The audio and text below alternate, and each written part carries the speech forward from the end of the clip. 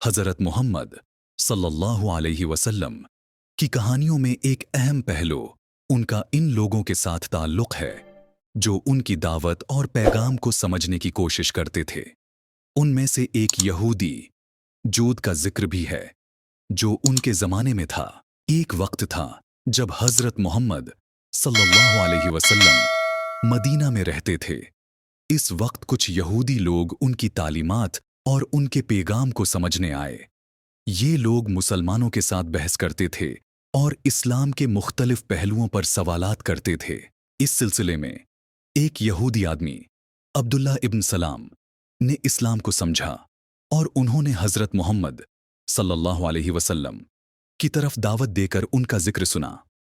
अब्दुल्ला का तसव्वुर था कि उनकी बातें हकीकी और सच्चाई पर मबनी हैं। उन्होंने उनसे मिलकर पहली नज़र में उनका किरदार और सच्चाई देखकर इस्लाम को कबूल कर लिया। वहां पर हज़रत मोहम्मद सल्लल्लाहु अलैहि वसल्लम ने ये भी समझाया कि सब लोग एक दूसरे से मेल जोल रखें, आपस में मोहब्बत और समझ से पेश आएं। उनका पैगाम हमेशा इंसाफ, अमन और आपस की मोहब्बत पर था, चाहे वो किसी भी मजहब या कबीले से हों।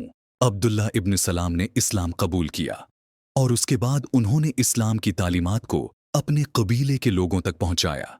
ये कहानी ये दरस्त करती है कि सच्चाई और हकीकत सभी मजहब से बढ़कर है और हज़रत मोहम्मद सल्लल्लाहु अलैहि वसल्लम ने सब इंसानों को इज्जत दी।